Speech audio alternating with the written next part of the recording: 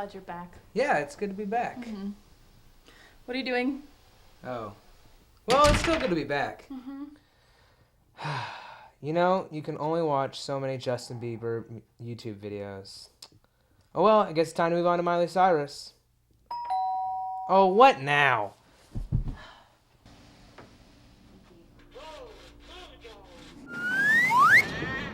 Huh. It's Hawks. That's not creepy at all. I'm sure nothing bad will happen if I take it inside. Meet Dan Greenberg, aka Dan the Man. A man just released out of an insane asylum. He's also an idiot who's about to find out that something bad will, in fact, happen since he has just entered the red light zone.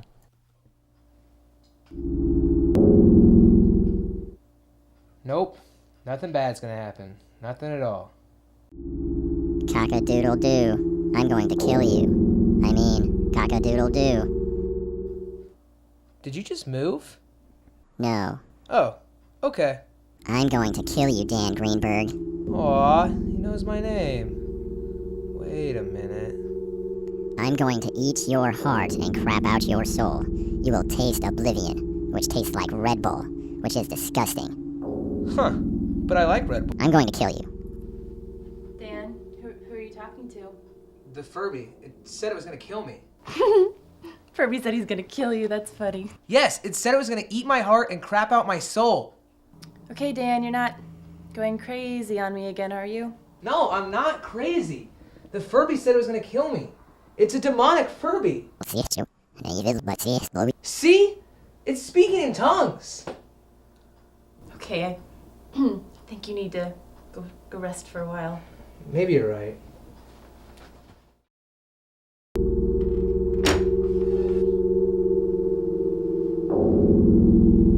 Hello, Dan. This can't be happening. You're just a toy. Oh no, Dan. I'm more than a toy. I'm a Furby. Time to die.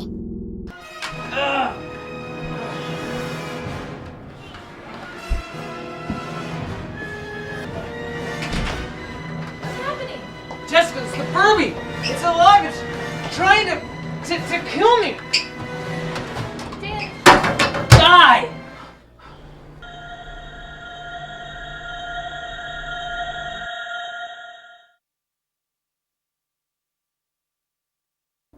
What the? It turned into a gorilla? That doesn't make any sense. Oh crap. Gorilla!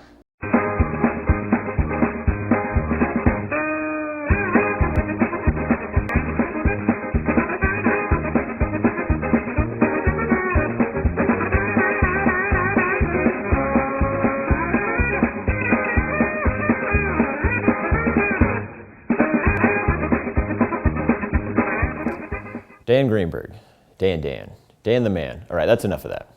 He just wanted to live a simple life, but fate decided against it and brought him a possessed Furby to torment him. You're probably wondering, why did the Furby turn into a gorilla? The answer? Because Dan entered the red light zone and crazy shit happens here. Ah!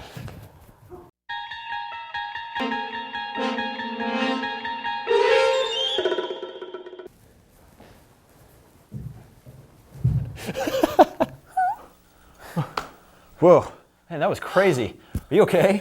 Yeah! But man, all that red light zone stuff has made me really thirsty. Well, that is good timing because up next is Mixter. Oh, thank goodness. Hey, careful, man. There's a beverage here, huh? Today, we're gonna be doing chocolate episode.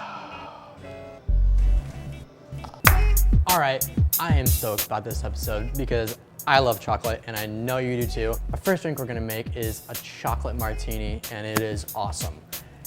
What we're gonna need is obviously some chocolate liqueur, creme de coco.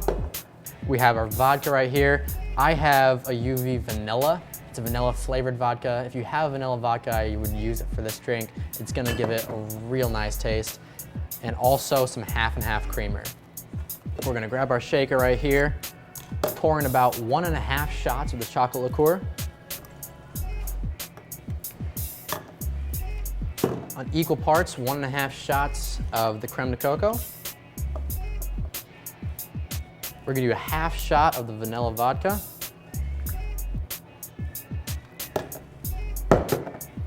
And then we're gonna go ahead and do 2.5 shots of the creamer. Now we got it all on our mixer, we're gonna go ahead and top that off, put a cap on it, shake it up. What we're gonna use is a martini glass. This glass is perfect for fancy drinks because it makes you look like you're in Sex and the City. It's also perfect because, well, I'll let Derek tell you. The martini glass. This is going to be served for the martinis or any liqueur that is ordered straight up. If someone orders it up, it means they don't want any ice. And this is the glass that's used. It's got a funnel top with a long stem. And typically martinis are going to be garnished with olives or lime and lemon twists. Now before I go ahead and strain this right into the glass, what I'm gonna do is actually take my martini glass, and something like this just gives it a little nicer flair, a little extra kick. And I'm just gonna line it, drizzle some chocolate right in the glass. Then I'm gonna cap it with my strainer, pour it right in there, and oh man, does that look good. And I'm telling you right now, it tastes just as good as it looks. This is the chocolate martini. You're welcome. For our quick shot segment today, I'm gonna go ahead and tell you how to make a real quick, real easy shot. It's called a chocolate cake shot. What you're gonna need is Frangelico liqueur, which is like a hazelnut liqueur, as well as vodka. That's the only 2 ingredients you need. So I'm gonna take half a shot of the Frangelico. I'm gonna take half shot of our vodka. Cap that bad baby, give it a shake. Handy strainer, strain that right out. And that is your chocolate cake shot. And I'm telling you right now, it is phenomenal. You're gonna love it. So that's our segment for today. Hope you enjoyed. Get out there and make some drinks.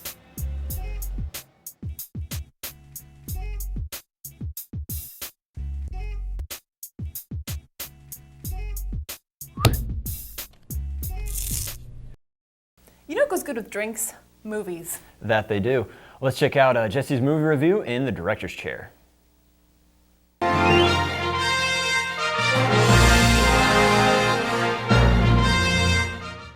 Hi, and welcome to the Director's Chair. I'm Jesse Dillman. So far in the Director's Chair, we have looked at science fiction, Western, and a rather unconventional thriller. For the final installment, we're going to take a slightly different approach. In the world of animated movies, there are 4 heavy hitters: Pixar, Disney, DreamWorks, and our friends across the Pacific, Studio Ghibli. Headed by visionary director Hayao Miyazaki, Studio Ghibli has released one of the most diverse collections of innovative and award-winning cartoons in the world. Today we'll be taking a look at one of Studio Ghibli's first movies, Miyazaki's Nausicaa of the Valley of the Wind. Nausicaa was produced in 1984 and tells the story of the Princess Nausicaa as she adventures through a world torn by pollution and war. The only inhabitable land for humans is a vast desert, while the rest is all-consuming toxic forest, filled with deadly tree spores and massive insects the size of buildings. Just like many other Miyazaki films, this film holds strong environmentalist and anti-violent themes. Even when our main character lashes out against her attackers with violence, she is filled with remorse. I had no idea that my rage could drive me to kill. And through her adventures, she finds the true meaning of the toxic forest as a way for the earth to heal itself from the countless abuse it has taken in the past. Studio Ghibli's films are all originally in Japanese, with English versions produced by none other than Disney. Nausicaa's second and more popular English dub was produced in 2005 using famous actors such as Shia LaBeouf, Alison Lohman, and Uma Thurman. In fact, if you were to look at Shia LaBeouf's IMDb page, the first movie he is credited with is Nausicaa of the Valley of the Wind in 1984, 2 years before he was actually born. Nausicaa is filled with gorgeous visuals and jaw-dropping landscapes and has an animation style strong enough to rival even those of modern days, despite being 26 years old. It is by far one of the best animated films ever made and possibly one of the most underrated movies of all time. It is not as rife with blood and violence such as some of Miyazaki's later work, but still might be a little too scary for the little ones. But I would recommend this film to anyone regardless of your feelings towards the anime genre. Thanks for watching. I'm Jesse Dillman, and this has been the Director's Chair.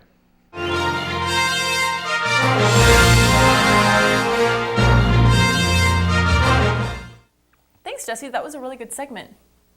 So I'm really excited that we're moving to the Big Ten. Can you name all the schools? Yeah, actually I can. There's Indiana, there's Illinois, Wisconsin. Well, this week, John is going to give us an Minnesota, in-depth look at two of the schools in this next episode State, of Big Ten Ohio Breakdown. State, Penn State, Northwestern, Michigan.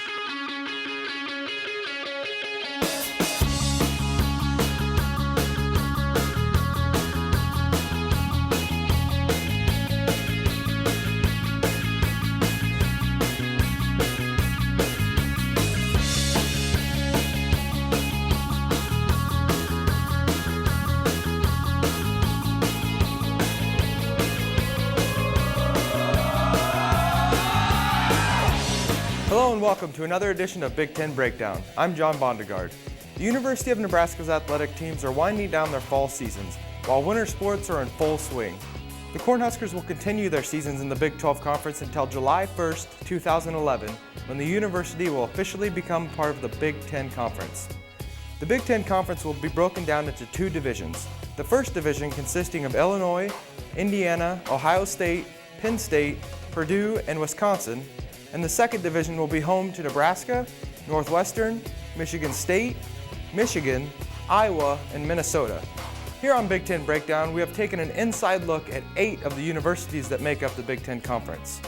This week on Big Ten Breakdown, we take a glance at a couple more universities that our Huskers will soon be playing. We kick it off with the University of Michigan. I stopped a few people around the UNL campus to find out what they might know about the University of Michigan. What Big Ten football program ranks first in NCAA history in both wins and win percentage? Is it Penn State, Michigan, or Ohio State? Michigan. Most wins? I'm thinking Michigan. I would guess Ohio State. I got to go with Penn State. Penn State. I'm guessing Ohio State. Ohio State. What first comes to your head when you hear University of Michigan? The fact that their coach probably going to get fired after this year if he don't do very much better than he is now. Bo Schembechler, whatever his name is. Wolverine. Hatred? I don't know. I don't like him very much. For some reason, Notre Dame. The University of Michigan is located in Ann Arbor, Michigan, and has an enrollment of 26,083. A couple interesting facts about the Michigan Wolverines. The football program ranks first in NCAA history in both total wins and win percentage. The storied football program also holds the record for the largest crowd to ever attend an NCAA football game, totaling 113,090 fans. Also, former President Gerald Ford attended the University of Michigan. Now let's find out what people know about Pennsylvania State University. In what sport has Penn State University won 13 Big Ten championships? Swimming, volleyball, or lacrosse? Volleyball? Lacrosse, maybe? Lacrosse? I'll go with volleyball. I guess they have a pretty good volleyball team. Volleyball. Swimming. Volleyball. Volleyball. What first comes to your head when you hear Penn State University? Joe Paterno. Joe Paterno. My friend Tom Peters. Joe Paterno. I think of good academics, actually. The Penn State Nittany Lions call University Park, Pennsylvania home. Penn State has an enrollment of 38,630. A couple interesting facts about Penn State University. The Nittany Lion volleyball team has won 13 Big Ten championships, most in the conference, along with 4 national championships. Also, Penn State's Beaver Stadium has the largest seating capacity of any football stadium in the nation.